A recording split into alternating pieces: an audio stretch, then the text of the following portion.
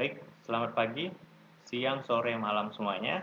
Oke, berjumpa lagi bersama saya dalam mata kuliah Dasar Epidemiologi. Oke, topik yang akan kita bahas pada pertemuan kali ini adalah tentang desain penelitian epidemiologi analitik. Ya, jika sebelumnya kita sudah membahas tentang desain penelitian epidemiologi deskriptif, hari ini kita akan membahas selanjutannya, yaitu desain penelitian epidemiologi analitik. Yang akan menjadi topik pembahasan kita pada pertemuan kali ini ada 3 poin. Ya, sebenarnya hanya akan membahas case control dan cohort, namun karena cross-sectional memiliki dua sifat, yaitu bisa analitik dan deskriptif, jadi pada topik kali ini saya akan kembali membahas tentang cross-sectional analitik, baru dilanjutkan dengan case control dan studi cohort. Oke, di akhir pertemuan kita akan juga membedakan dari ketiga jenis atau ketiga desain penelitian epidemiologi analitik ini. Oke, sebelum kita masuk ke penjelasan tentang masing-masing desain penelitian epidemiologi analitik, kita bahas dulu secara singkat konsep dasar dari epidemiologi analitik itu sendiri. Oke, jika pada pertemuan sebelumnya kita sudah bahas tentang epidemiologi deskriptif, maka pada pertemuan ini kita bahas konsepnya tentang epidemiologi analitik. Oke, yang pertama adalah epidemiologi analitik itu bertujuan untuk menginvestigasi etiologi suatu penyakit. Etiologi itu bisa dikatakan juga sebagai penyebab suatu penyakit ya secara sederhana, dan mengidentifikasi hubungan paparan dengan masalah kesehatan atau kejadian penyakit. Ya, paparan ini berupa suatu faktor risiko atau beberapa faktor risiko, ya, suatu faktor gitu yang kita curigai bisa berhubungan atau suatu faktor risiko yang berhubungan dengan suatu penyakit ya. Oke, paparan pada contoh John Snow pada pertemuan sebelumnya adalah tentang sumber air. Jadi itu bisa dijadikan salah satu contoh paparan. Oke, selanjutnya adalah menguji hipotesis ya. Kalau penelitian deskriptif atau epidemiologi deskriptif itu karakteristiknya adalah menghasilkan hipotesis. Ya, tetapi pada epidemiologi analitik dia menguji hipotesis itu. Oke. Yang ketiga, harus ada kelompok pembanding. Oke, dalam menguji hipotesis kita juga memang harus ada kelompok pembanding ya. Atau untuk mengetahui besarnya risiko gitu ya, atau apakah suatu paparan tersebut merupakan faktor risiko atau paparan tersebut ada kaitannya dengan masalah kesehatan, kita harus membandingkan gitu antara yang sakit dengan yang tidak sakit, atau yang terpapar sama yang tidak terpapar gitu. Ya, seperti contoh Jon Snow juga, dia membandingkan yang sakit dengan yang tidak sakit. Ya. Oke, jadi kalau kita hanya meneliti pada satu kelompok saja, yang contohnya pada case series dan case report, itu kita tidak bisa menarik kesimpulan apakah faktor tersebut ada kaitannya dengan masalah kesehatan atau faktor tersebut merupakan faktor risiko. Ya, jadi itu hanya bisa menduga saja. Tapi kalau ketika kita membandingkan gitu antara yang terpapar dengan tidak terpapar, apakah dia terjadi sakit, atau kita membandingkan yang sakit dengan tidak sakit, baru kita lihat apakah faktor risikonya lebih besar pada yang sakit dibanding yang tidak sakit, barulah kita bisa menilai apakah faktor tersebut merupakan faktor risiko. Dan kita bisa menilai juga besarnya faktor risiko tersebut berapa kali lipat menyebabkan penyakit. Maksudnya berapa kali lipat faktor risiko tersebut beresiko menyebabkan penyakit.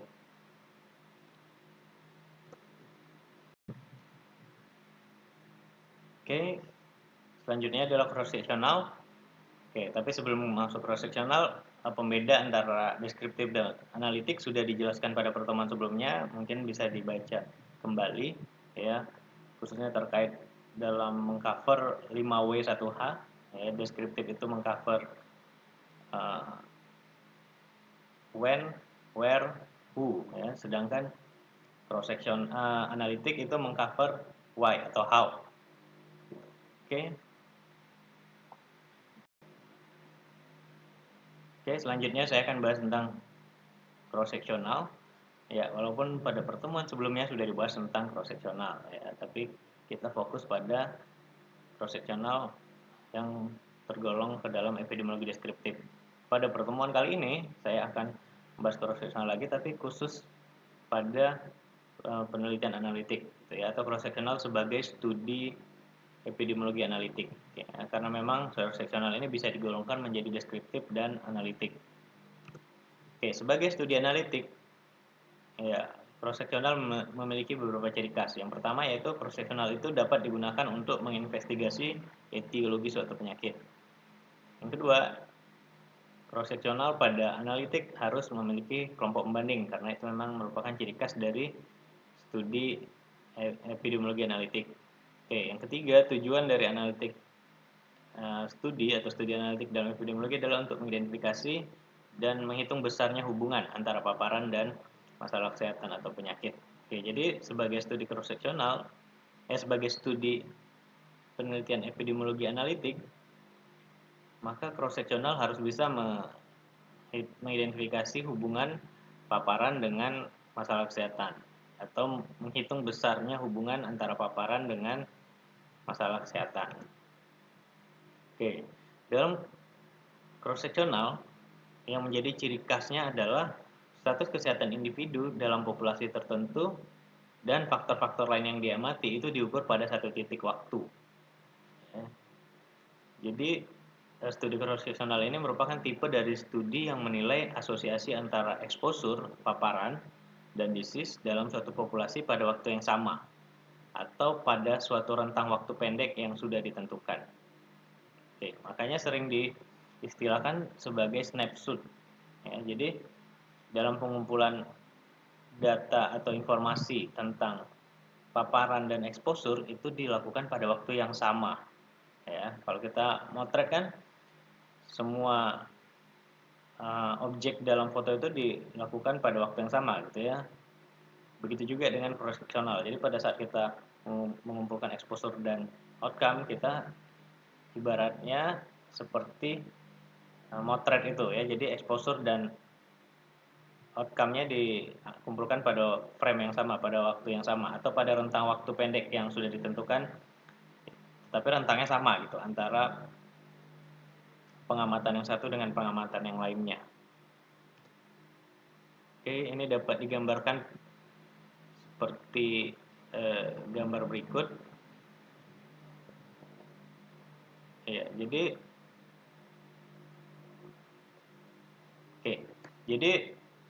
pada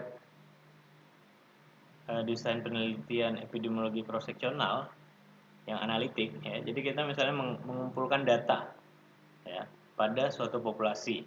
Jadi ibaratnya seperti survei ya. Oke, jadi exposure dan disease itu kita kumpulkan bersamaan di masyarakat misalnya ya. Oke, pada saat pengumpulan data di masyarakat itu kita tidak tahu sebenarnya siapa yang terpapar, tidak terpapar, yang sakit atau tidak sakit ya, sebelum pengumpulan data. Oke. Jadi data-data siapa yang terpapar, siapa yang tidak terpapar, siapa yang terkena penyakit, siapa yang tidak terkena penyakit atau masalah kesehatan yang kita amati itu kita ketahuinya setelah kita kumpulkan data gitu pada waktu yang sama gitu. Sehingga setelah kita kumpulkan baru kita membaginya menjadi 4 kategori. Oke, apa aja kategorinya? Yang pertama, siapa saja sih dari subjek yang sudah kita kumpulkan ini, misalnya kita dari 100 ya, 100 responden, oke. Kita bagi menjadi 4 kelompok gitu ya. Siapa saja sih dari 100 ini yang dia terpapar dan mengalami masalah kesehatan atau penyakit. Lalu kita cari lagi di antara yang 100 ini siapa sih yang terpapar tapi dia tidak sakit. Ya, kita kelompokkan ke dalam kelompok kedua. Baru selanjutnya dia tidak terpapar tapi sakit. Ya, kan ada juga kemungkinan dia tidak terpapar tapi dia sakit ya. Jadi bisa kita kelompokkan ke kelompok 3 dan yang terakhir dia tidak terpapar dan dia tidak sakit. Ya. Itu kita masukkan ke kelompok yang terakhir. Oke. Jadi prinsipnya seperti itu ya. Jadi dikumpulkan secara bersama baru kita bagikan menjadi 4 kelompok. Oke. Ini adalah nilai asosiasinya atau ukuran asosiasinya. Ukuran asosiasi ini untuk menyatakan besarnya hubungan ya. Tadi kan tujuan epidemiologi analitik salah satunya kita untuk menilai besarnya hubungan ya. Oke, mungkin ini nanti dibahas lebih mendalam di mata kuliah selanjutnya ya. Jadi ini saya hanya memperkenalkan saja. Jadi ukuran asosiasi dalam cross-sectional itu ada 2 ya. Jika prevalence kasus atau kasus yang sedang diamati itu banyak atau di atas 10%, kita gunakan prevalence ratio ya, rumusnya seperti itu ya. Oke, jika prevalen kasusnya di bawah 10%, kita gunakan rumus yang kedua yaitu POR.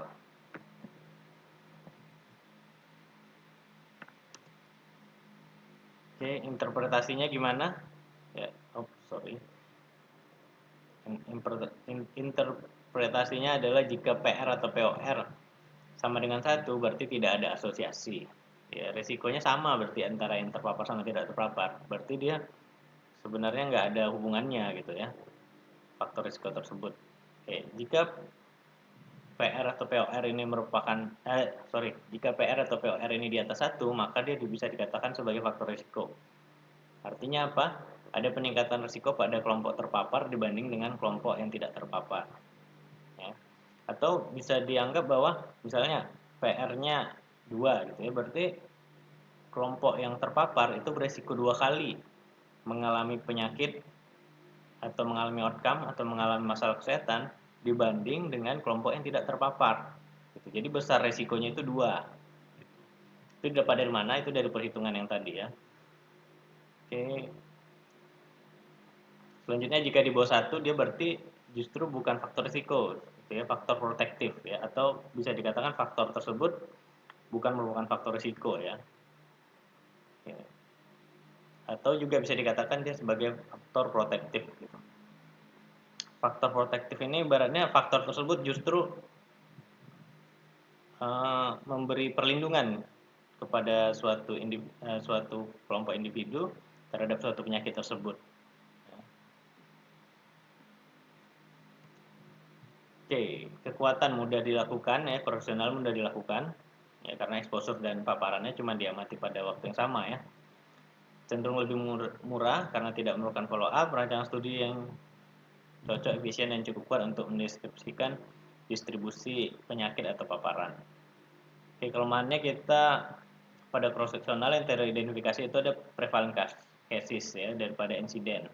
Ini sudah saya jelaskan pada pertemuan sebelumnya ya, karena kita dalam studi cross sectional ini memang cenderung akan mendapatkan kasus-kasus yang merupakan campuran antara kasus lama dan kasus baru ya. Tapi sebenarnya lebih cenderung akan memperoleh kasus lama gitu ya, karena kita mengumpulkan datanya pada saat yang sama gitu. Kita tidak menunggunya sampai terjadi suatu penyakit. Kalau kita menunggu sampai terjadinya suatu penyakit, itu barulah kasus-kasus insiden.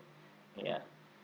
Oke, tapi bisa saja pada saat turun lapangan kita muncul kasusnya gitu. Itu bisa disebut juga insiden, tapi kan sedikit, sehingga bisa dikatakan bahwa cross sectional ini memang lebih cenderung memperoleh kasus prevalence ya. Prevalence di sini justru kasus-kasus lama yang cenderung kita peroleh. Ya, kalau kita memperoleh kasus-kasus lama itu biasanya bisa jadi terjadi bias gitu ya. Bisa jadi penyakit tersebut yang lainnya sudah meninggal gitu ya. Tapi yang kita peroleh ini kasus-kasus yang bertahan hidup, sehingga kasus-kasus yang bertahan hidup ini mungkin dia punya faktor lain gitu ya, yang sehingga dia bisa mampu bertahan ya. Sehingga ketika kita mau menilainya gitu ya, udah tidak relevan lagi gitu, karena sebenarnya kasus-kasus yang lain ada juga tapi sudah meninggal duluan gitu, jadi nggak bisa diteliti, nggak bisa diamatin. Oke, baru selanjutnya adalah temporal bias atau bias temporal, bias antara exposure dan disease. Maksudnya apa? Nah, idealnya exposure dan disease itu diteliti pada waktu yang berbeda. Harusnya exposure dulu terjadi baru disease. Tapi kan pada penelitian cross sectional ini exposure dan disease itu dinilai bersamaan, sehingga bisa saja terjadi bias gitu. Bisa jadi paparan yang kita teliti ini setelah terjadi penyakitnya gitu. Ya, contoh aja misalnya kebiasaan minum kopi dengan kejadian hipertensi misalnya ya. Ini contoh saja ya. Bisa saja kita temukan bahwa orang-orang yang dengan penyakit hipertensi ini justru kebiasaan minum kopinya sudah nggak ada lagi gitu, maksudnya sudah berkurang gitu. Padahal karena sudah terjadi dulu hipertensi baru dia merubah kebiasaan minum kopinya gitu. Jadi kalau dalam melakukan penelitian cross sectional kita sebenarnya harus jeli dan kembali memastikan bahwa paparan yang kita amati ini memang dilakukan sebelum terjadinya disease ya, untuk mengatasi kelemahan desain cross-sectional tersebut. Oke, baik, sebelum lanjut ke case control, ya, saya ingin kembali ke slide ini. Pada slide inilah dijelaskan bahwa pada studi cross-sectional analitik kita ada membandingkan gitu ya antara empat kelompok ini. Jika pada cross-sectional deskriptif kita tidak mengelompokkan menjadi 4 kelompok ini ya, nggak membandingkan ya antara yang sakit dengan tidak sakit, yang terpapar dengan yang tidak terpapar. Ya, jadi pada deskriptif itu kita hanya melihat berapa besarnya, berapa proporsinya, berapa rata-ratanya. Gitu ya. Contohnya pada penjelasan sebelumnya, pada materi sebelumnya, misalnya pada CTPS ya, cuci tangan pakai sabun selama karantina di rumah lebih kurang 3 minggu gitu. Kira-kira berapa persen sih masyarakat yang disiplin melakukannya? Berapa persen di antara masyarakat khususnya misalnya kota Jambi gitu, berapa yang disiplin CTPS, berapa yang tidak? Itu dia maksudnya cross sectional tapi deskriptif ya. Jadi pada CTPS itu kita nggak perlu membandingkan mana yang terkena penyakit, apakah dia berkaitan dengan COVID-19 gitu, tidak ya. Kita hanya mau mengetahui berapa proporsi CTPS saja. Jadi kita bandingkan CTPS dan tidak CTPS saja. Oke. Selanjutnya adalah case control ya, atau studi kasus kontrol. Pada studi kasus kontrol, untuk menilai kemungkinan hubungan pajanan dengan penyakit tertentu itu diidentifikasi melalui sekelompok orang dengan penyakit tertentu atau yang disebut dengan kasus dan membandingkannya gitu ya dengan sekelompok orang tanpa penyakit tersebut dari populasi yang sama. Oke. Pembandingnya ini disebut dengan kontrol. Oke, sehingga namanya kasus kontrol ya. Jadi dalam penelitian ini kita membandingkan sekelompok orang yang mengalami penyakit atau sekelompok orang yang disebut dengan kelompok kasus dan membandingkannya dengan kelompok orang dengan tanpa penyakit yang diamati atau disebut juga dengan sekelompok kasus kontrol. Oke. Tapi kasus kontrol ini dari populasi yang sama. Maksudnya sama ini ya misalnya kalau kita meneliti di kota Jambi ya kasus dan kontrolnya itu dari kota Jambi gitu. Oke, lalu menentukan proporsi kasus yang terpapar dan tidak terpapar ya. Dan proporsi kontrol yang terpapar dan tidak terpapar. Oke, maksudnya apa? Jadi pada sekelompok kasus tersebut kita identifikasi nih berapa sih yang mengalami pajanan atau yang terpapar, berapa yang tidak.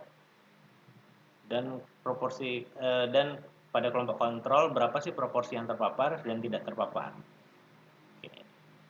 Ciri khas studi kasus kontrol adalah pengamatan dimulai pada orang dengan penyakit. Oke, saya ulangi ya. Ciri khas studi kasus kontrol adalah pengamatan dimulai pada orang dengan penyakit dan membandingkannya dengan orang tanpa penyakit atau kontrol. Oke ya, sudah jelas berbeda dari cross sectional ya. Cross sectional itu dimulai dari mana? Dimulai dari tanpa mengetahui ya statusnya dia disease atau exposure ya. Jadi, tapi dia mati secara bersama-sama. Tapi kalau case control kita harus tahu dulu ya yang kasus mana dan yang baru maksudnya lalu kita cari pembandingnya. Jadi dimulai dari identifikasi pada kasus dan kontrol. Oke, contohnya dalam contoh anak-anak dengan katarak, kasus akan terdiri dari anak-anak dengan katarak dan kontrol adalah anak-anak yang tidak katarak. Ya. Jadi setiap anak perlu untuk dipastikan apakah ibunya terpapar rubella atau tidak selama kehamilan. Ya, jadi penyakit yang dia mati adalah katarak, sehingga kontrolnya adalah anak-anak yang tidak katarak ya, atau tanpa katarak. Oke. Paparannya apa? Paparannya adalah pada saat hamil apakah ibunya ada terpapar rubella atau tidak, gitu ya. Jadi selama ibunya hamil anaknya ini gitu, apakah dia ada terpapar rubella atau tidak. Oke. Jika pajanan atau yang terpapar rubella ini ada ada hubungannya dengan penyakit, dengan katarak, maka harusnya kejadian apa namanya, paparan rubella ini harusnya lebih banyak pada kasus-kasus pada anak-anak dengan katarak, ya, dibanding dengan yang tidak katarak. Oke, ya saya ulangin ya, jika pajanan yang kita amatin ya ini pada contoh ini adalah terpapar rubella, ya, jika pajanan ini berkaitan dengan katarak itu harusnya pada anak-anak dengan katarak ini lebih banyak yang terpajan dengan rubella gitu. Maksudnya pada saat ibunya hamil itu dia lebih banyak terkena pajanan rubella pada anak-anak yang katarak dibanding yang kontrol yang tanpa katarak. Oleh karena itu dapat dikatakan dalam studi kasus kontrol jika ada hubungan keterpaparan dengan suatu penyakit, maka prevalensi riwayat pajanan harus lebih tinggi pada orang yang memiliki penyakit daripada mereka yang tidak memiliki penyakit. Ya. Jadi kalau suatu pajanan itu dia memiliki hubungannya dengan suatu penyakit, harusnya pajanan itu lebih banyak pada kasus, ya, dibanding pada kontrol. Oke, itu hanya konsep dasar saja ya, berkaitan dengan pajanan dan disease atau outcome. Oke, ini gambar ilustrasi bagaimana kita memulai kasus kontrol. Jadi kita pilih dulu kasus, lalu kita pilih kontrol dari populasi yang sama. Oke, ini penjelasan yang sama dengan yang tadi ya. Jadi kita memulai dengan kasus, lalu dan kontrol, lalu kita menilai pajanannya pada pajanan masa lalunya ya tentunya, karena kan kasusnya sudah terjadi nih. Baru kita amati pajanannya, gitu ya. Oke, bisa dengan interview, bisa dengan melihat rekam medis, ya. Oke, atau juga bisa mengambil sampel darah atau pengukuran-pengukuran lainnya ya. Oke.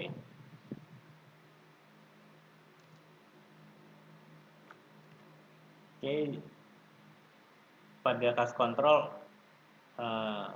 pada kolom A itu disebut kasus yang mana terpapar, maksudnya pada kasus yang terpapar, dan C itu adalah kasus yang tidak terpapar ya. Ini untuk tabel 2 kali 2 nya mungkin sudah dijelaskan pada pertemuan ke-9 ya tentang tabel 2 kali 2. Oke, jadi pada kolom A itu adalah kasus yang terpapar, C itu kasus yang tidak terpapar. Begitu juga dengan B adalah kontrol yang terpapar dan D adalah kontrol yang tidak terpapar. Oke. Jadi jumlah kasus itu adalah A tambah C dan jumlah kontrol adalah B tambah D. Jika paparan itu berkaitan dengan penyakit, harusnya proporsi pada kasus yang terpapar A dibanding A tambah C itu harus lebih besar daripada B per B tambah D atau proporsi kontrol yang terpapar. Ya, ini yang sudah saya jelaskan pada sebelumnya. Jadi proporsi kasus yang terpapar itu harus lebih banyak Pak dibanding proporsi kontrol yang terpapar. Jika ada hubungan antara paparan dengan penyakit. Ya. Kalau sama gimana? Kalau sama berarti dia tidak ada hubungan dong ya. Ternyata besar pajanan pada kasus dan kontrol sama. Berarti ini nggak ada masalahnya gitu. Maksudnya nggak ada hubungannya. Oke, ini catatan untuk kasus kontrol ya. Jadi kasus kontrol itu membandingkan proporsi yang terpapar di antara kelompok kasus dan membandingkan proporsi yang terpapar di antara kelompok kontrol ya. Yang tadi sudah dijelaskan, jika proporsi terpapar pada kelompok kasus lebih besar, maka maksudnya lebih besar dibanding proporsi terpapar di antara kelompok kontrol, maka paparan tersebut ada kaitannya dengan penyakit atau masalah kesehatan yang diteliti. Oke, ini adalah desain kasus kontrol ya. Kalau yang cross sectional tadi sudah dijelaskan ya pada desain sebelumnya. Oke, jadi kita memulai dengan kasus dan kontrol. Ya, misalnya kita meneliti pada saat ini. Kita pilih dulu kasusnya, baru kita pilih kontrolnya. Setelah itu kita identifikasi pada waktu yang lalu terkait paparan yang kita teliti. Ya.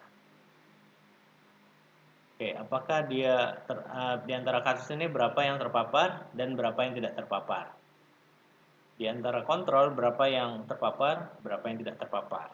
Oke, jelas beda ya dari gambar ini dengan cross sectional. Kalau cross sectional kan langsung dibagi menjadi 4 karena dia diteliti pada waktu yang sama. Sedangkan ini kita mulai dari kasus dan kontrol baru diamati ke belakang paparannya.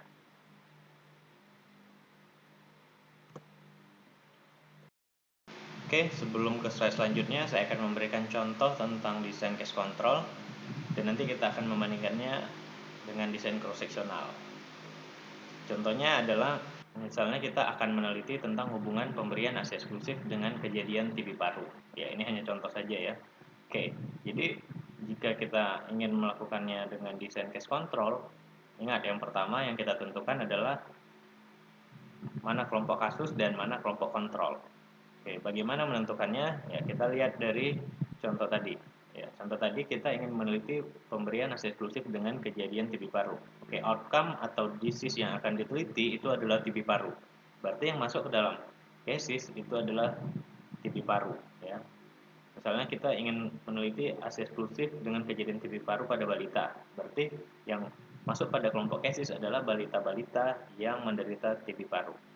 Begitu juga dengan kelompok kontrol ya, berarti balita-balita yang tidak TB paru. Oke, pembandingnya juga harus sebanding ya, kalau kita neliti balita ya kalau bisa balita juga kontrolnya. Oke, jadi kontrol adalah balita-balita yang tidak menderita TB paru. Oke, pada contoh ini kita anggap saja jumlahnya untuk kelompok kasus itu 40 dan kelompok kontrol 40. Oke, setelah kita menentukan kasus dan kontrol, langkah selanjutnya adalah kita lihat riwayat paparan masa lalunya. Oke, ingat ya, jadi kasus kontrol itu kita tentukan kasus dan kontrol, baru kita lihat paparan masa lalunya. Oke, paparannya apa? Dalam contoh tadi, pemberian ASI eksklusif dengan kejadian TB baru. Berarti paparan yang akan diteliti adalah pemberian ASI eksklusif. Oke, jadi paparan itu bisa beberapa bisa beberapa paparan yang diteliti. Tapi pada contoh ini kita hanya mencontohkan satu paparan saja ya supaya lebih mudah. Jadi paparan yang diteliti adalah pemberian ASI eksklusif ya. Dilihat riwayatnya waktu dia masih bayi. Ini kan dia balita nih sekarang nih. Jadi pada saat dia bayi, apakah dia mendapatkan ASI eksklusif? ASI eksklusif itu adalah pemberian ASI saja dari umur 0 sampai 6 bulan. Ya. Oke. Jadi kita kumpulkan data pada saat dia bayi, apakah dia mendapatkan ASI secara eksklusif. Ya. Oke, pada kelompok kasus atau di antara 40 kasus tadi, berapa yang tidak ASI eksklusif, berapa yang ASI eksklusif, ya. Oke, pada contoh ini yang terpapar itu adalah yang tidak mendapat ASI eksklusif, sedangkan yang tidak terpapar itu adalah yang mendapat ASI eksklusif. Oke, jadi yang terpapar itu adalah yang konotasinya cenderung kurang baik gitu ya, yaitu tidak mendapat ASI eksklusif. Ya, yang tidak terpapar adalah konotasi yang lebih baik gitu. Dalam contoh ini adalah yang mendapat ASI eksklusif. Oke, saya ulangi. Jadi pada kelompok kasus kita identifikasi gitu ya, berapa yang tidak mendapatkan ASI eksklusif dan berapa yang mendapat ASI eksklusif. Begitu juga pada kelompok kontrol ya, berapa yang mendapat ASI eksklusif, berapa yang tidak mendapatkan ASI eksklusif. Oke, itu adalah kerangka pikir atau desain case control. Oke, bagaimana jika kita lakukan dengan contoh yang sama tetapi menggunakan desain cross sectional? Kita kembali ke slide ini ya. Tadi contohnya adalah pemberian ASI eksklusif dengan kejadian TB baru ya, jika kita menggunakan desain cross sectional ya. Ini contoh saja ya. Oke, misalnya kita meneliti pada jumlah balita yang sama ya. Tadi 80 ya, 40 40. Oke, jadi kita gunakan saja pada cross sectional ini juga 80 sebagai contoh. Oke. Jadi pada cross sectional kita tidak menentukan dulu mana kasus mana yang tidak kasus gitu ya. Jadi kita langsung mengumpulkan sebanyak 80 balita, baru setelah terkumpul 80 balita ini, maksudnya kita ngumpulin balitanya ini, kita kumpulkan datanya tentang apakah dia mendapatkan ASI eksklusif apa tidak gitu ya, pada saat dia bayi gitu. apakah balita itu mengalami TB paru ya pada saat diteliti atau punya riwayat TB paru gitu ya. Oke, jadi pemberian ASI eksklusif dan TB parunya dikumpulkan pada waktu yang sama atau rentang waktu yang sama. Setelah didapatkan 80 balita tadi dengan informasi tentang ASI eksklusif dan TB parunya, kita kelompokkan menjadi 4 kelompok. Yang pertama, yang tidak ASI eksklusif dan TB paru, itu menjadi kelompok pertama. Ya. Baru yang kelompok kedua, dia tidak ASI eksklusif tetapi dia tidak TB paru. Oke, itu kelompok 2. Kelompok 3, dia ASI eksklusif tetapi dia TB paru. Oke, itu kelompok 3. Yang keempat adalah dia ASI eksklusif dan tidak TB paru. Oke, itu adalah desain cross-seksional. Oke ya, jadi mudah-mudahan bisa membedakan dengan menggunakan desain case control dan desain cross-seksional. Oke, selanjutnya saya akan menjelaskan tentang tabel pada case control ya, nanti juga akan dibandingkan dengan tabel pada cross-seksional dan cohort. Oke. Pada tabel 2x2 ini ya tentunya mungkin sebelumnya sudah dipelajari pada pertemuan sebelumnya. Jadi ini adalah tabel 2x2 pada case control ya. Jadi pada tabel 2x2 ini yang ingin saya tekankan adalah pada case control itu total pada tabelnya ini itu adalah ke bawah gitu ya. Maksudnya posisi totalnya itu ada di bawah. Sehingga jika kita presentasikan A dan presentasi C, jika dijumlahkan maka dia akan 100% ya. Dia harus 100% ke bawah gitu, total presentasinya gitu ya. Oke, begitu juga dengan presentasi B dan presentasi D. Jadi kalau di total dia 100%-nya ke bawah. Oke. Jika cross sectional dan cohort itu ke kanan ya. Jadi A tambah presentasi A tambah presentasi B itu totalnya ke kanan itu 100% ya, harus 100% ke kanan. Begitu juga dengan yang presentasi C dan presentasi D. Itu kalau ditambah totalnya ke kanan itu harus 100% pada cross sectional dan cohort. Oke, ini saya tampilkan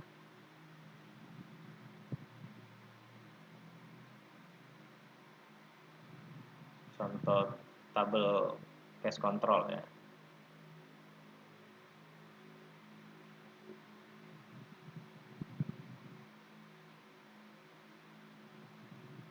Oke.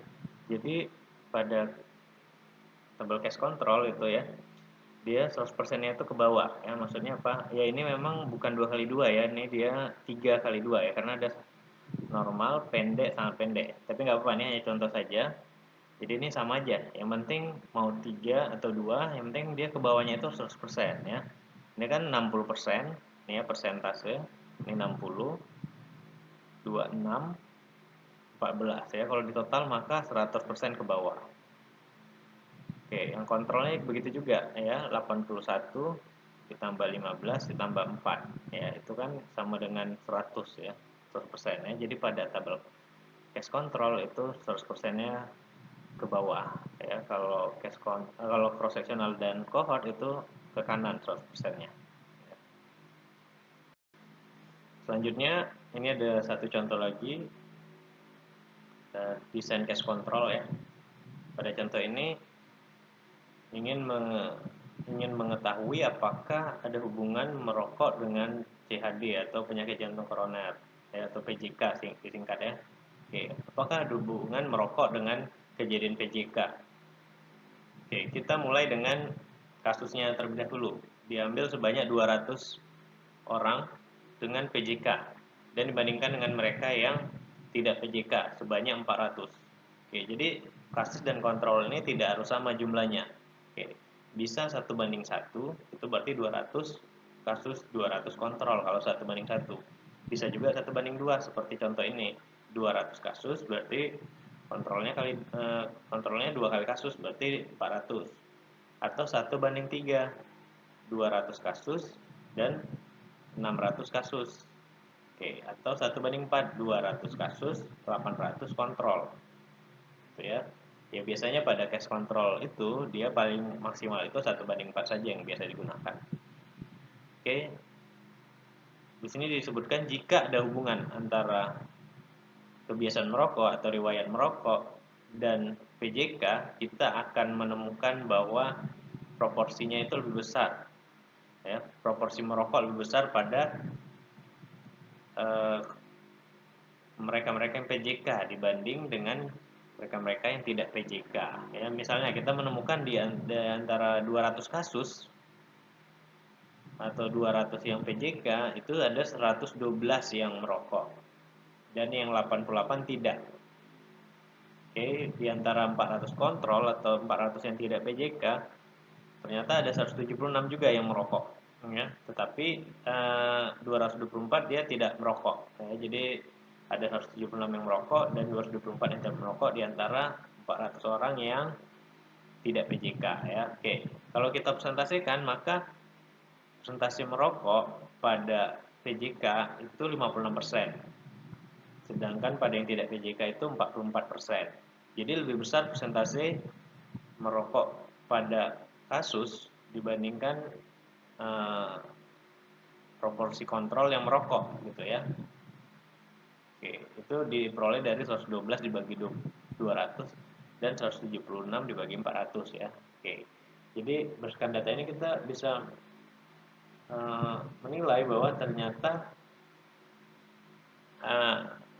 ada hubungan gitu ya antara merokok dengan PJK. Kenapa? Karena proporsinya lebih besar ya pada kasus yang merokok dibandingkan kontrol yang merokok. Oke, ini ada beberapa catatan berkaitan dengan case control. Ya. Oke, jadi pada kasus kontrol ini kita tidak dapat mengestimasi prevalence, ya, di mana yang bisa dilakukan pada penelitian cross-seksional. Oke, kenapa? Kita lihat contohnya ya. Oke, pada contoh ini, misalnya kita ngambil 200 kasus dan 400 kontrol. Oke, misalnya kita temukan yang PJK itu sebanyak 200, berarti kan 200 kasus kan 200 PJK. Kontrol 400 ya. Berarti prevalence itu kan kasus dibagi seluruhnya ya. Seluruhnya itu berarti 200 ditambah 400. Ya, 200 dibagi 600, 600-nya 200 tambah 400 ya. Itu hasilnya 33% ya. Apakah itu prevalence penyakit PJK 33%? Tentu tidak ya, itu bukan data prevalence kejadian PJK. Oke. Kenapa? Karena ingat pada kasus kontrol kan kita bisa menentukan jumlah kontrol itu 1:1, 1:2, 1:3, 1:4 gitu ya. Jadi keputusan terkait jumlah kontrol itu bisa peneliti sendiri yang menentukan. Sehingga jika kita bisa menentukan itu akan mempengaruhi nilai persentase PJK tersebut ya. Jadi kalau itu bisa menentukan persentase PJK berarti dia tidak menentukan prevalensi PJK di masyarakat ya, atau di populasi. Karena kalau dia bisa menentukan berarti peneliti berperan untuk menentukan prevalensi populasi dong ya. Karena persentase 33% itu ditentukan dari 200 tambah 400 ya. Jadi kalau misalnya peneliti menentukan kontrolnya 200, maka 200 tambah 400 ya. Nih, misalnya peneliti dapat memilih 200 kasus dan 200 kontrol ya. Atau 200 kasus dan 800 kontrol ya. Oke. Kita simulasikan satu-satu ya. Misalnya 200 kasus dan 200 kontrol berarti 200 dibagi 200 tambah 200 berarti 200 dibagi 400 berarti proporsinya 50%. Beda lagi prevalensinya proporsinya dengan yang tadi ya. Oke, baru kalau di 800 200 tambah 800 1000 berarti 200 dibagi 1000 0,2 ya. Oke, atau 20% ya. Jadi nilai ini nggak bisa dijadikan estimasi untuk nilai prevalence kejadian di populasi ya, karena jumlah kontrol itu kita yang menentukan gitu, peneliti yang menentukan ya. Kalau berubah-berubah dan peneliti bisa menentukan ya berarti itu bukan nilai prevalence yang sebenarnya, maksudnya tidak bisa dijadikan nilai estimasi untuk prevalence ya. Oke, ingat kenapa dia dibagi 200 dibagi kasus tambah kontrol ya, karena memang prevalence kan jumlah kasus dibagi jumlah total seluruhnya gitu ya. Oke. Selanjutnya pemilihan kasus ya, ini hanya secara singkat saja. Sebelum menentukan atau memilih kasus, kita terlebih dahulu mendefinisikan dulu supaya apa? Supaya kasus-kasus yang kita masuk ke dalam kelompok kasus itu definisi kasusnya itu sama. Ya. Oke, maksudnya mereka-mereka yang akan masuk ke dalam kelompok kasus itu memiliki definisi kasus yang sama. Apakah dia diagnosis dokter, dia semua diagnosis dokter, atau hanya dari gejala, semua dari gejala. Ya, jangan campur-campur gitu. 5 kasus dari diagnosis dokter, 10 kasus dari gejala-gejalanya saja kita tanyakan gitu. Baru kita masukkan ke kasus, nggak bisa ya. Jadi harus sama. Oke. Kasus ini dapat dipilih dari berbagai sumber, dari rumah sakit, ya pasien praktek dokter, klinik, program screening, dan lain-lain ya.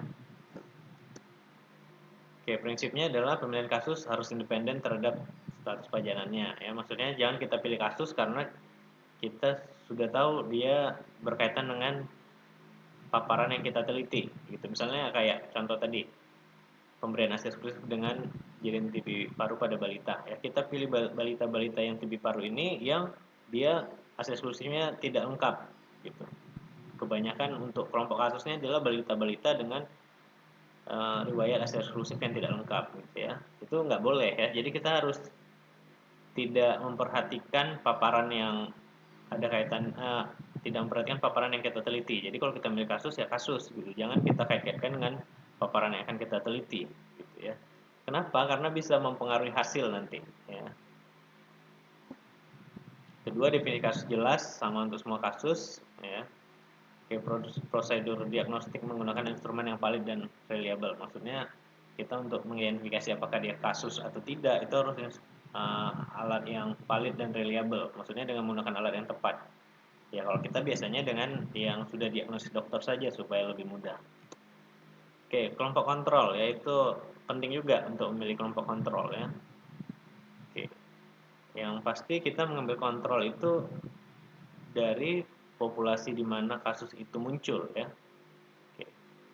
Jangan ngambil kontrol dari populasi yang bukan berasal bukan dari populasi di mana kasus muncul.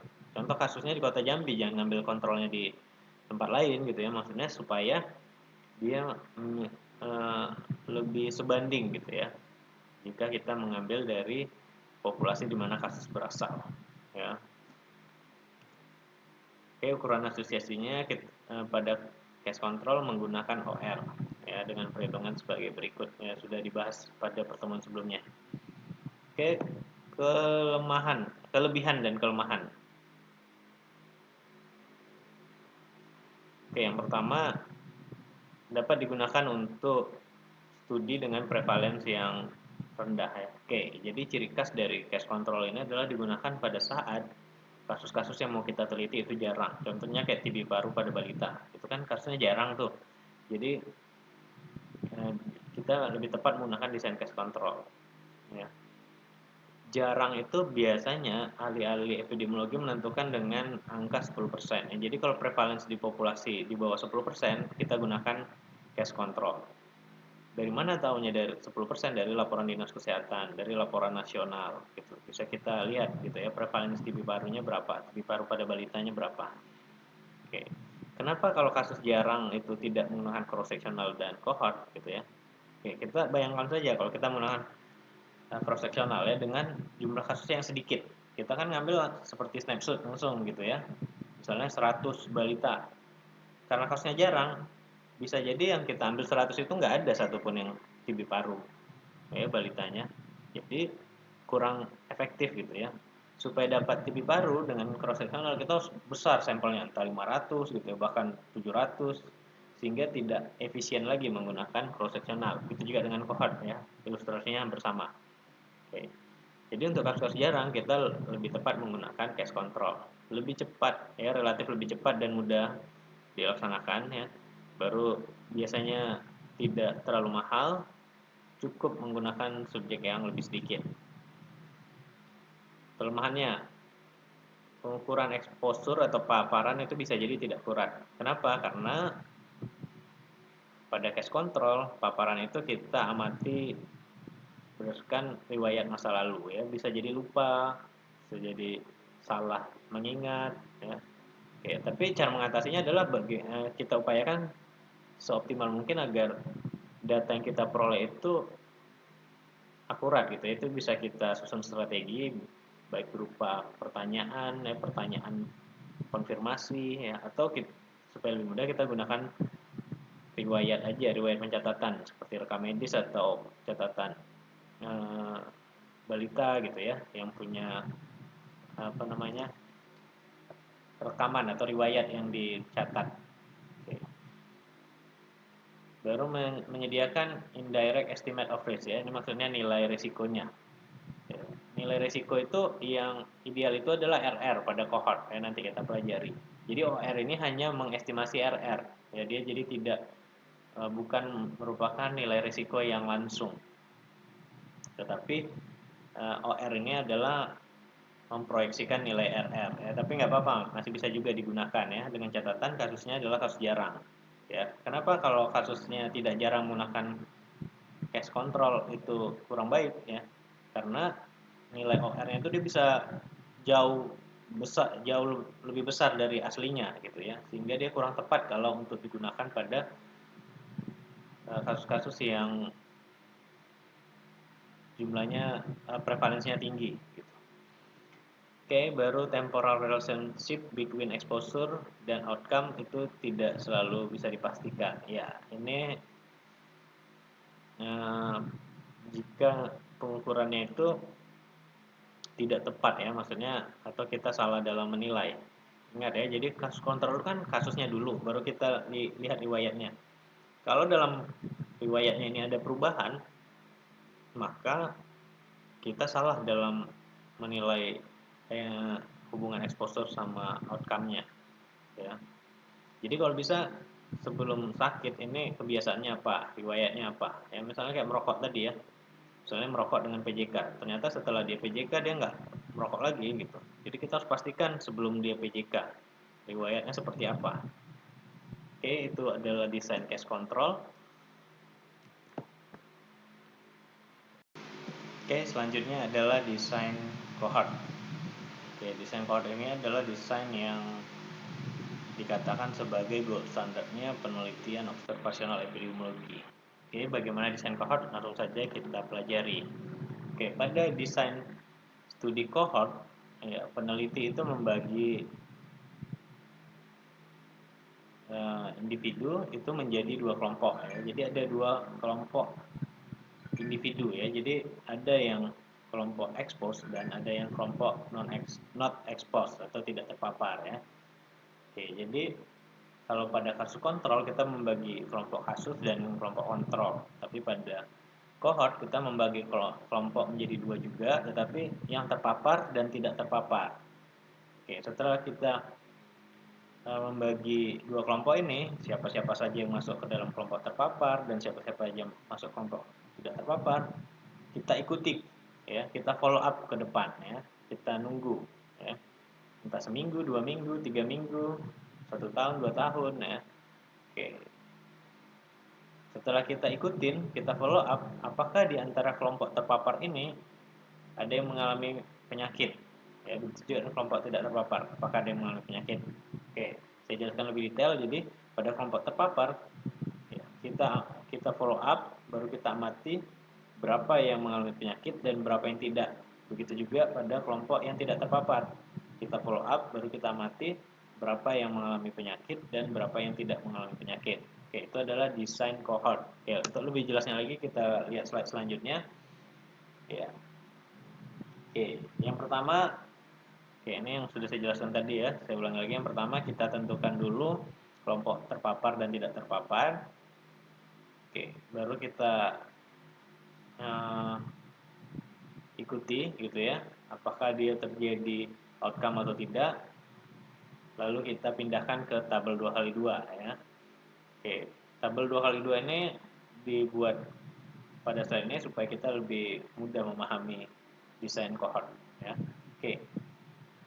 Seperti saya bilang pada penjelasan sebelumnya, pada desain case control itu persentasenya ke bawah gitu ya, persentase A ditambah persentase C totalnya ke bawah 100%.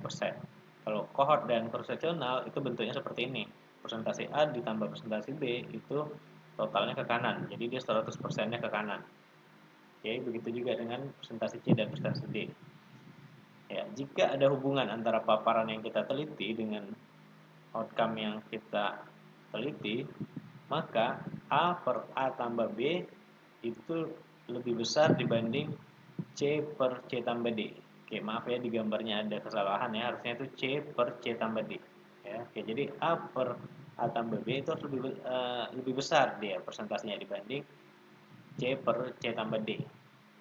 Ya, oke, artinya apa? Berarti kalau ada hubungan antara paparan yang kita teliti dengan outcome-nya, maka persentase yang mengalami penyakit di antara kelompok terpapar itu lebih besar dibanding persentase yang mengalami penyakit di antara kelompok yang tidak terpapar, ya.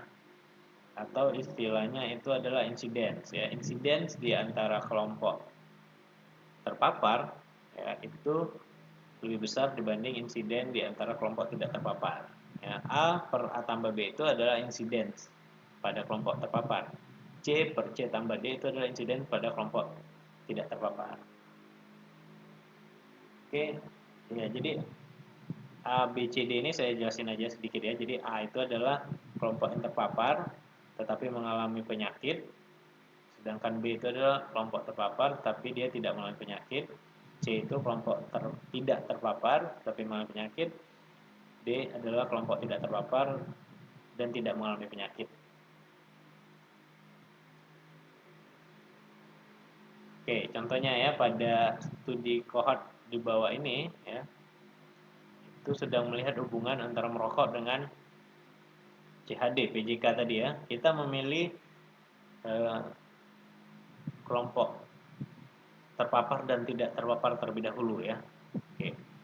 Jika kita meneliti merokok dengan PJK, maka yang menjadi paparan itu adalah merokok. Ya. PJK adalah outcome atau disease-nya.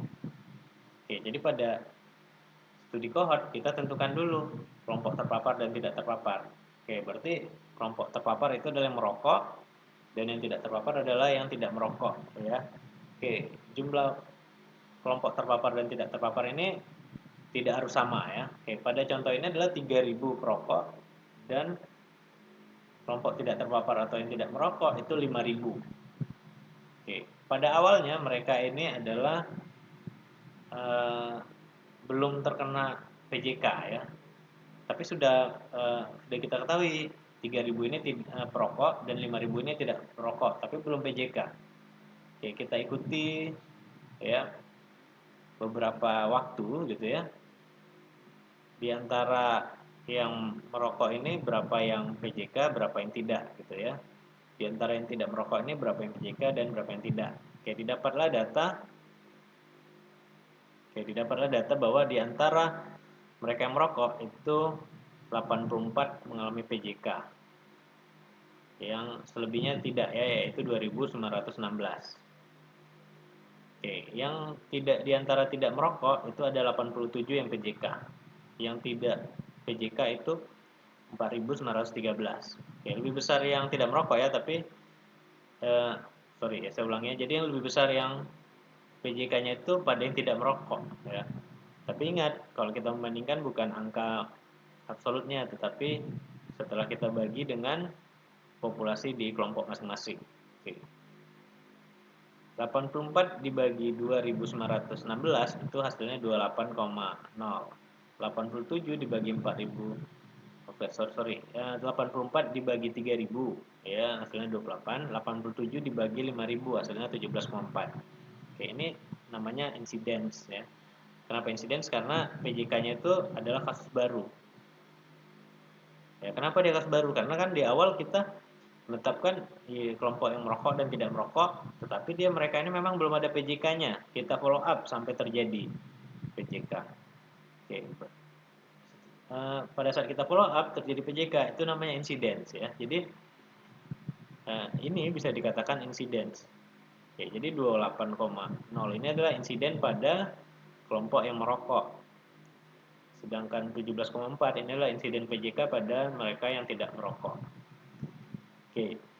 Dari data insiden kedua kelompok ini, ya, kalau kita lihat pernyataan pada slide sebelumnya, jika insiden kelompok terpapar lebih besar dibanding tidak terpapar, itu sudah ada indikasi bahwa ada hubungannya antara paparan dengan outcome, ada hubungannya merokok dengan kejadian PJK. Pada studi cohort itu kita dapat menentukan hubungan temporal antara paparan dengan penyakit. Ya, kenapa? Karena kita memulai dari kelompok yang terpapar dan tidak terpapar, baru kita ikutin ya, beberapa saat sampai terjadinya penyakit gitu. Jadi jelas antara paparan dengan outcome-nya. Oke, ini catatan penting pada studi cohort adalah pada studi cohort itu membandingkan kejadian penyakit di antara kelompok terpapar atau yang biasa disebut insiden pada kelompok terpapar dengan kejadian penyakit di antara kelompok tidak terpapar atau insiden pada kelompok tidak terpapar. Nah, jika lebih besar insiden pada kelompok terpapar dibandingkan dengan insiden kelompok tidak terpapar, itu maka ada indikasi ada hubungan antara paparan dengan outcome. Selanjutnya adalah pemilihan populasi studi ya. Jadi ingat karakteristik penting dalam desain studi cohort adalah perbandingan hasil dalam kelompok yang terpapar dan dalam kelompok yang tidak terpapar. Ada dua cara dasar untuk menghasilkan dua kelompok tersebut. Yang pertama adalah kita memilih kelompok yang untuk dimasukkan dalam penelitian berdasarkan apakah mereka terpapar atau tidak, gitu ya. Apakah mereka merokok atau tidak, gitu ya, pada contoh sebelumnya. Oke, baru setelah dibagi menjadi dua kelompok, lalu diikuti apakah pada kelompok terpapar itu mengalami disease dan no disease. Begitu juga pada kelompok tidak terpapar itu apakah mengalami disease dan no disease. Pada cara kedua, gitu, kita memilih populasi sebelum salah satu anggotanya menjadi terpapar atau sebelum eksposurnya diidentifikasi. Oke. Hal ini bisa didasarkan pada catatan kesehatan sebelumnya, melakukan tes darah atau tes lainnya pada seluruh populasi atau karakteristik tertentu atau dan lain-lain ya. Oke, bisa tes yang lain-lain sesuai dengan parameter atau paparan yang mau kita teliti. Oke. Yang cara kedua ini adalah kita memulai dari populasi umum ya. Baru kita ikutin gitu ya mana yang terpapar, mana yang tidak terpapar gitu atau kita tentuin pada saat di populasi umum. Jadi kita belum tahu mana yang terpapar dan tidak terpapar. Kita tentukan dulu di populasi umum mana yang terpapar atau kita follow up mana yang menjadi terpapar dan mana yang tidak terpapar ya. Jadi bedanya itu dengan yang pertama adalah yang pertama langsung kita tentukan kelompok terpapar dan tidak terpapar. Kalau ini kita dari populasi umum dulu ya. Kita belum mengidentifikasi nih di kelompok atau di populasi mana yang terpapar dan tidak terpapar. Jadi kita mulai dari populasi umum, baru kita golongkan mana saja yang masuk ke kelompok terpapar dan kelompok tidak terpapar, baru diikuti sama seperti metode sebelumnya. Oke, selanjutnya adalah populasi cohort ya. Jadi ada dua jenis populasi yaitu closed cohort dan dynamic cohort. Oke, ini hanya pengenalan saja ya. Jadi closed cohort itu adalah subjek diobservasi dari awal sampai akhir, diasumsikan tidak ada subjek yang masuk dan keluar selama pengamatan. Jadi diasumsikan dia jumlahnya sama ya. Jadi dia tidak memperhitungkan apakah ada yang keluar, ada yang masuk selama pengamatan. Sedangkan dynamic cohort itu subjek itu bisa masuk dan keluar selama masa pengamatan ya. Jadi dia diperhitungkan yang baru masuk di tengah, baru ada yang keluar, itu diperhitungkan dalam dynamic cohort ya.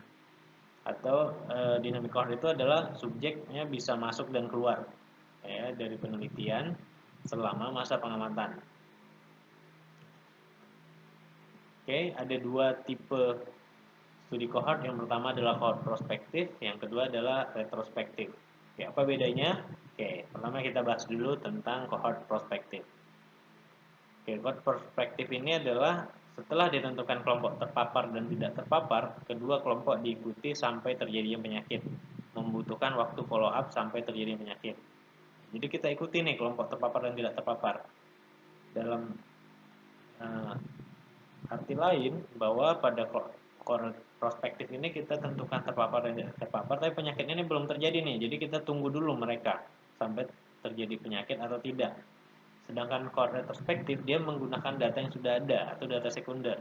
Bisa jadi ya memang bisa jadi tidak lengkap ya. Tetapi dia kejadian bisnisnya itu sudah terjadi gitu, tapi tetap kita awali dari terpapar dan tidak terpapar gitu ya. Jadi kita mulai dari terpapar dan tidak terpapar, baru kita ikuti sampai terjadi penyakit, tapi semuanya ini sudah tercatat gitu ya. Jadi retrospektif ini menggunakan data yang sudah ada semuanya. Oke, untuk lebih jelas nanti saya jelaskan pada skema cohort. Oke, ini dia ya. Jadi di sebelah kiri itu adalah prospektif, di sebelah kanan adalah retrospektif. Oke, pada prospektif, ya, misalnya kita mulai tahun 2012, ya, yang saya lingkari merah itu. Oke, itu kita mulai dari populasi umum nih. Kita belum tahu yang terpapar dan tidak terpapar. Baru kita ikuti sampai 2022. Nah, ini contoh saja ya, kita ikut sampai 2022, baru kita mendapatkan mana kelompok terpapar dan kelompok tidak terpapar. Oke, baru setelah kita peroleh dua kelompok ini, kita ikuti lagi sampai 2042. Ya, di antara kelompok terpapar ini mana yang mengalami disease dan mengalami tidak disease. Dan juga pada kelompok tidak terpapar mana yang mengalami disease dan yang tidak disease. Oke. Jika pada retrospektif itu kita sama-sama mulai dari defined population ya, atau populasi umum ya. Tetapi kita tadi ingat, kita tahun saat ini itu adalah 2012. Oke, jadi 2012 itu semua datanya itu sudah ada ya. Tetapi tetap kita mulai dari riwayat sebelumnya. Kita mulai dari tahun sebelumnya. Misalnya pada contoh ini itu 1982. Jadi kita lihat dulu catatan 1982, baru di antara 1982 ini sampai 2002 ini siapa-siapa aja yang terpapar dan tidak terpapar. Baru kita kelompokkan ya, di tahun data 2002 kita lihat catatan sebelumnya pada tahun 2002, kita kelompokkan menjadi dua kelompok, yaitu terpapar dan tidak terpapar. Baru dari catatan juga dari 2002 ke 2012 kita lihat di antara yang terpapar ini siapa yang menderita disease, siapa yang tidak disease. Begitu juga pada kelompok tidak terpapar, siapa yang disease dan siapa yang tidak disease. Oke, jadi dia dari catatan lihatnya, tapi pola pikirnya sama. Gitu dari expose dan non expose, baru dilihat apakah disease atau tidak disease. Oke, ini juga merupakan gambaran tentang perbedaan antara prospektif dan retrospektif ya. Jadi dia kuncinya adalah sama-sama memulai dari exposure dan non exposure ya, atau kelompok terpapar dan kelompok tidak terpapar. Cuman bedanya kalau prospektif itu kita ikuti saat ini terpapar tidak terpapar, baru kita tunggu. Sedangkan retrospektif dia datanya sudah ada, tapi tetap kita amati dari terpapar dan tidak terpapar. Kita lihat nih catatannya, apakah dia mengalami penyakit atau tidak. Oke, selanjutnya kita akan bahas tentang kelompok terpapar. Kelompok terpapar adalah populasi yang mengalami paparan yang diteliti. Ya, paparan yang kita teliti tersebut harus didefinisikan dengan jelas agar tidak terjadi kesalahan dalam mengklasifikasi apakah dia terpapar atau tidak gitu ya. Oke, bisa jadi kita tes laboratorium atau pemeriksaan fisik dan lain-lainnya ya. Oke, pada studi cohort retrospektif, status paparan menggunakan data yang sudah ada ya, seperti yang sudah saya jelaskan sebelumnya. Kelompok tidak terpapar, ini adalah kelompok pembanding populasi yang tidak mengalami paparan yang diteliti. Kelompok tidak terpapar ini bisa merupakan kelompok yang tidak terpapar atau terpajan sama sekali dengan paparan yang diteliti, atau bisa juga kelompok yang terpapar dengan intensitas atau tingkat paparan yang lebih rendah. Gitu. Misalnya kelompok terpapar itu dia intensitasnya lebih tinggi, pembandingnya dengan intensitas yang lebih rendah. Ya, jadi itu bisa juga ya. Baru atau yang ketiga, kelompok yang tidak terpapar dengan salah satu faktor risiko. Ya, jika faktor risiko yang diteliti banyak, misalnya yang terpapar itu adalah jika terpapar oleh dua faktor risiko atau dua paparan. Pembandingnya yang hanya satu paparan saja. Ya, oleh karena itu biasanya disebut dengan kelompok pembanding. Oke, kenapa? Karena kelompok tidak terpapar itu bisa jadi dia terpapar tapi intensitas rendah atau terpapar tapi dengan salah satu saja gitu ya. Oke, jadi tidak harus yang tidak terpapar sama sekali. Selanjutnya prinsip pemilihan kelompok pembanding. Kelompok pembanding sebisa mungkin menyerupai atau semirip mungkin dengan kelompok terpapar ya, sehingga kelompok pembanding itu dikatakan comparable ya. Kemampuan untuk memperoleh informasi dari kelompok pembanding harus sebanding dengan kelompok terpapar. Misalnya sama-sama berasal dari catatan rekam medis ya. Jadi sama-sama kelompok terpapar dari catatan medis, kelompok tidak terpapar juga dari catatan medis ya. Oke. Atau yang ini untuk retrospektif ya. Kalau untuk prospektif ya misalnya kita wawancara pada kelompok terpapar, kita juga lakukan wawancara atau pengamatan pada kelompok tidak terpapar gitu ya. Pengamatannya harus sama. Jangan untuk kelompok terpapar kita amati dengan detail, pada kelompok tidak terpapar kita hanya sekedar saja gitu. Ya nggak bisa, jadi nggak sebanding pengukuran yang dilakukan pada kedua kelompok. Oke, ini sekilas saja karena sudah dipelajari ukuran frekuensi pada cohort itu bisa insiden rate atau insiden density dan juga bisa kumulatif insiden. Ukuran asosiasinya adalah RR, ya, insiden expose dibagi dengan insiden unexposed. Interpretasinya sama seperti yang sudah saya jelaskan di cross sectional dan sudah dipelajari juga pada pertemuan ke-9, jadi saya lanjut saja. Kelebihannya adalah kita mengukur nilai risiko secara langsung ya, karena yang ideal untuk menilai risiko adalah pada cohort ini, yaitu membandingkan insiden pada terpapar dan insiden pada tidak terpapar. Yang kedua adalah paparan dapat didefinisikan dengan baik gitu ya, karena kita memulai pengamatan memang dari paparan. Yang ketiga adalah kita dapat meneliti paparan yang tidak biasa di populasi gitu ya, paparan-paparan yang jarang gitu bisa kita teliti dalam riset cohort ya. Temporal relationship between faktor atau paparan dan outcome itu dapat diketahui dengan jelas ya, karena kita mengamati terlebih dahulu dari paparan, kita ikuti sampai terjadi outcome sehingga lebih jelas gitu hubungan temporalnya. Ingat, hubungan temporal itu hubungan sebab akibat itu selalu didahului oleh sebab baru akibat gitu. Ketika kita dapat mengamati sebab terlebih dahulu baru kita ikuti sampai terjadi akibat, maka temporal relationship-nya dapat diamati dengan baik ya. Kelemahannya tentu jelas mahal ya, apalagi cohort yang prospektif ya. Kalau retrospektif itu tergantung datanya, kalau ada datanya baru bisa kita amati. Baru yang ketiga adalah bisa jadi dalam masa pengamatan, khususnya pengamatan yang lama itu subjek ini amati bisa saja dia lost to follow up, maksudnya tidak ikut lagi dalam pengamatan kita. Oke.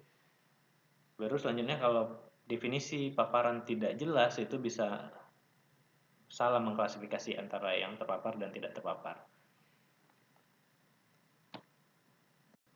Oke, itu saja dari desain cohort. Oke, ini gambar ini saya ingin menyimpulkan saja secara singkat dan sederhana tentang cross-sectional case control, cohort prospektif dan retrospektif. Oke, dari gambar ini dapat kita lihat kalau cross-sectional, jadi yang garis hijau ini, petak hijau ini adalah saat ini gitu ya. Jadi cross-sectional itu dinilai exposure dan disease itu bersamaan.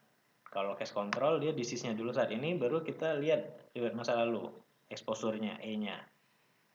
Oke, pada yang cohort prospektif, saat ini kita tentuin dulu exposure-nya yang mana, baru kita ikuti. Apakah dia mengalami disease atau tidak. Kalau cohort retrospektif, kita lihat catatan dulu di masa lalu, exposure-nya, baru kita ikuti. Dari catatan itu juga, apakah dia disease apa tidak. Ya, jadi case control sama cohort retrospektif mirip, tapi dia berbeda dalam dimensi pengamatannya. Maksudnya yang diamati terlebih dahulu itu adalah exposure tetap kalau cohort ya. Kalau case control dia dari disease. Oke, jadi yang membedakan dari ketiga ini adalah dimensi waktunya ya. Cross sectional pada saat yang sama, case control itu ke belakang, cohort retrospektif itu ke depan, cohort retrospektif itu lihat ke belakang dulu datanya tapi tetap arahnya ke depan ya. Ingat ya, arah cohort itu ke depan, arah case control ke belakang. Kalau cross seksional dia tidak ada arahnya, dia hanya pada satu waktu yang sama. Oke, ini lebih detailnya lagi ya antara cross seksional, kohort prospektif dan kohort retrospektif. Oke, ini saya garisin ya supaya dia tahu batasan yang mana. Cross seksional dibagi menjadi 4 kelompok pada waktu yang sama. Kita kumpulkan lalu kita membagi menjadi 4 kelompok. Oke, saya ulangi ya. Oke, jadi pada cross seksional kita amati pada saat yang sama lalu kita membaginya menjadi 4 kelompok. Kelompok yang terpapar dan yang mengalami disease, kelompok yang terpapar tidak mengalami disease, yang tidak terpapar mengalami disease, yang tidak terpapar tidak disease. Case control, disease dan non disease baru kita amati disease-nya ada yang terpapar dan tidak terpapar, di antara yang tidak disease, mana yang terpapar, mana yang tidak terpapar. Oke, kalau cohort prospektif, kita bagi dulu yang terpapar dan tidak terpapar, baru kita ikuti ya ke masa yang akan datang, ke menunggu ya sampai terjadinya penyakit. Oke. Di antara exposure mana yang mengalami disease, mana yang tidak. Di antara yang tidak terpapar, mana yang mengalami disease, mana yang tidak. Oke, kalau retrospektif berdasarkan catatan gitu ya. Jadi semuanya sudah ada, tapi tetap kita mulai dari kelompok exposure dan tidak exposure. Kita lihat dulu berdasarkan catatan, baru kita kelompokkan mana kelompok yang terpapar dan mana kelompok yang tidak terpapar. Baru kita ikuti berdasarkan catatan tersebut mana yang mengalami penyakit, mana yang tidak pada kelompok terpapar, dan pada kelompok tidak terpapar mana yang mengalami disease dan tidak disease. Oke, itu adalah kesimpulan sederhana untuk membedakan dari cross sectional, case control, cohort prospektif dan retrospektif.